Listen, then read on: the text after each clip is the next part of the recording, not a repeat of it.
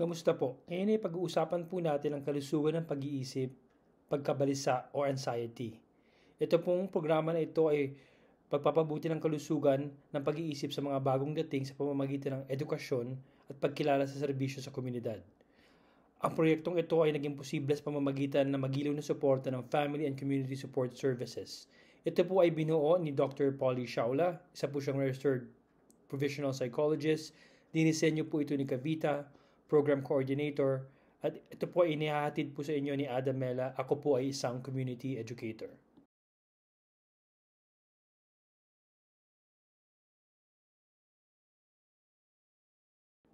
Si Dr. Polly Shaula po ay isang registered psychologist at nakatapos po siya ng Doctorate of Clinical Psychology mula po sa isang universidad sa New Delhi noong 2011. Dalubhasa po siya sa PTSD, mga komplikadong trauma, mga kondisyong psychiatric tulad ng psychotic spectrum disorder, borderline personality disorder, mood and anxiety disorder, mga karamdaman sa pagkain, malalang pananakit, mga aksidente sa sasakyan at lugar ng trabaho. Ano po ba ang pagkabalisa o anxiety? Ang pagkabalisa ay isang pagkaramdam ng pagkabalisa, pag-aalala o takot tungkol sa isang sitwasyon o kaganapan na may hindi tiyak na resulta. Ito po ay isang natural na tugon sa isang normal na bahagi ng buhay. Maaaring makatulong ang pagkabalisa sa ilang partikular na sitwasyon sa pamagitan ng pag-aalerto sa atin sa mga potential na panganib at pagtulong po sa atin na gumawa ng mga naaangkop na pagkilos. Gayunpaman, kapag ang pagkabalisa ay naging labis, nagpapatuloy at hindi napigilan, maaari po itong makagambala sa ating mga pang-araw-araw na gawain at maging isang sakit sa kalusugan ng pag-iisip. Ang pagkabalisa ay maaaring magdulot ng maraming pagbabago sa ating katawan, tulad po ng pagtaas ng presyon ng dugo o antas ng asukal. Maaari rin itong magdulot ng pagpapawis, panginginig, pagkahilo o mabilis na tibok ng puso. Maaring makompromiso ng pagkabalisa ang kalidad ng buhay ng isang tao. Halimbawa, maaaring iwasan ng mga taong nababalisa ang ilang sitwasyon kahit na magbayad sila ng malaking halaga para dito. Ang pagkabalisa at takot, anxiety or fear ay magkaugnay na emosyon, ngunit may ilang mahalagang pagkakaiba. Ang takot ay isang agarang matindi at karaniwang pansamantalang tugon sa isang partikular na stimulus na itinuturing na nagbabanta o mapanganib. Halimbawa po, kung makatagpo ka ng ahas na sa ligaw, maaari kang makaramdam ng takot at tutugon ng iyong katawan sa pamamagitan ng pag-activate ng tugon o laban o lumipad o flight upang matulungan kang makatakas mula sa panganib. Ang pagkabalisa sa isang banda ay isang mas pangkalahatan at mahalaga na pakaramdam na pag-aalala, pagkabalisa o pangamba sa kadalasang hindi gaanong tiyak at mas matindi po ito kaysa sa takot. Madalas itong naugnay sa kawalan ng katiyakan tungkol sa hinaharap o isang pakaramdam na nakikitang banta na hindi kaagad o tiyak. Pareho ba ang pagkabalisa at takot? Ang takot ay may posibilidad na maging isang mas adaptive na emotion na tumutulong sa atin na tumugon ng mabilis at epektibo sa agarang panganib. Ang pagkabalisa po naman ay gayunpaman ay maaaring maging labis at makagambala sa pang-araw-araw na paggana na humahantong sa pag-iwas sa mga pag-uugali o iba pang maladaptive na diskarte sa pagharap. Sa buod, habang ang takot ay isang partikular na tugon sa isang pinanghihinalaang banta, ang pagkabalisa ay isang mas pangkahalatang pakaramdam ng pagkabalisa o pangamba na nauugnay sa kawalan ng katiyakan o paghinaghihinalaang banta. Ayon po sa American Psychiatric Association, ang mga kababaihan ay mas malamang na makaranas po ng pagkabalisa. Ang mga sintomas ng anxiety disorder, labis na pag-aalala at takot, labis na pagkabalisa na naging sanhi ng kawalan ng kakayahang mag-relax o manatiling kalmado, nahihirapang matulog o manatiling tulog, kawalan ng kakayahang mag-concentrate o huminga ng normal, panik o isang pakaramdam na panganib o kapahamakan na parang isang bagay na lubhang kalunos-lunos, masakit at malapit nang mangyari. Minsan hinihingal po tayo, bumibilis ang kadera ng puso, tuyo ang bibig, nahihilo, pagpapawis, hot flashes, pagduduwal at pananakit ng ulo, pag-igting ng mga kalamnan, panginginig o pagkibot, madalas sa pag-ihi, minsan nagkakaroon ng bukol sa lalamunan, pagkapagod sa isang palaging pakiramdam na pagiging labis, madaling magulat. Ito po ang mga examples ng mga sintomas ng anxiety disorder. Pag-uusapan naman po natin ang mga uri ng pagkabalisa, tulad po ng general anxiety disorder, panic disorder, social anxiety disorder or social phobia, obsessive compulsive disorder, post-traumatic stress disorder or PTSD, at iba pang mga phobias.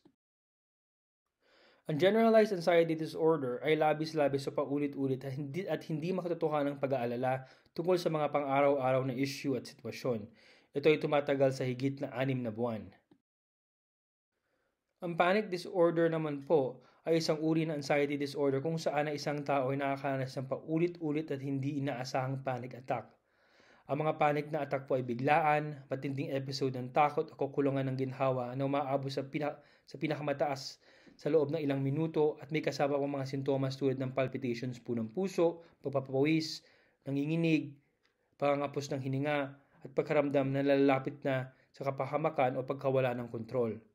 Ang panic disorder ay maaaring isang nakakapinsalang kondisyon, ngunit po ito ay magagamot.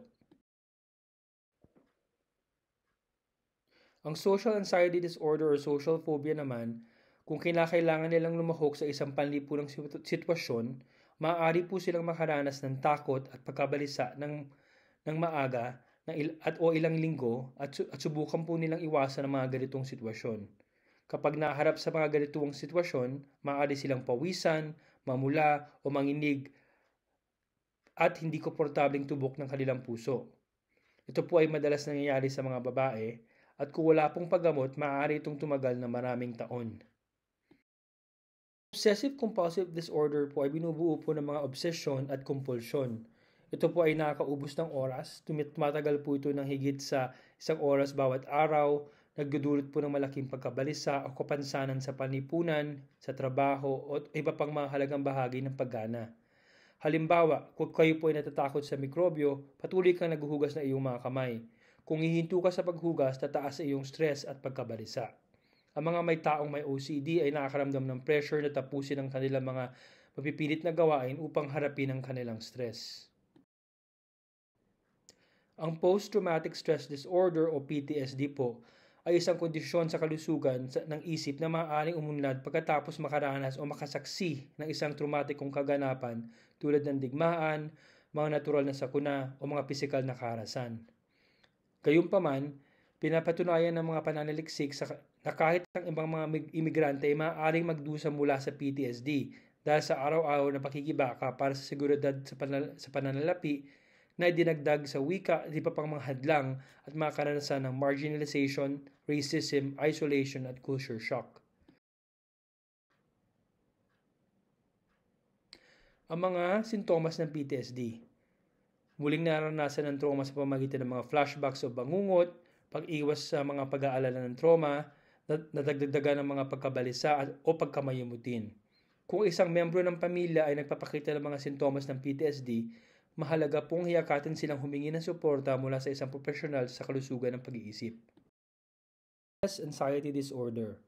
Ang pagkabalisa sa sakit, nakilala rin po bilang pagkabalisa sa kalusugan o hypochondria, ay isang psikolohal na kondisyon kung saan ang isang individual ay nakakaranas ng paulit-ulit ang labis na pag-aalala tungkol sa pagkakaroon ng isang malubhang karamdaman o kondisyong medikal, sa kabila po ng pagkakaroon ng wala o banayad na mga sintomas lamang. Ang mga taong may pagkabalisa sa sakit ay maaaring palaging suriin ang kanilang mga katawan para sa mga palatandaan ng karamdam, magsaliksik ng mga medikal na kondisyon online, humingi ng madalas na mga medikal na konsultasyon at maiwasan ang ilang mga sitwasyon o aktibidad na pinaniniwalaan nilang maaaring magdulot ng sakit. Ang phobia ay isang matinding, hindi makatwiran, labis, hindi makontrol at pangmatagalang takot sa halos anumang bagay na tulad po ng mga hayop, tulad po ng ahas, gagamba, aso, mga natural na kapaligiran, mga espasyo, mga sitwasyon at iba pa. Alam ng isang taong may phobia na ang kanilang takot ay hindi makatwiran at hindi makatotohanan, ngunit maaari nilang hindi ito makayanan. Minsan ang isang phobia ay maaaring maging napakalaki na isang tao ay handang gawin ang lahat upang maiwasan ang sitwasyon o sanhi ng phobia. Halimbawa, Ang isang taong natatakot sa mga elevator ay maaaring tanggihan ng isang mahusay na trabaho kapag ang opisina ay matatagpuan sa mas mataas na palapag. Ito naman po ang mga halimbawa ng phobias.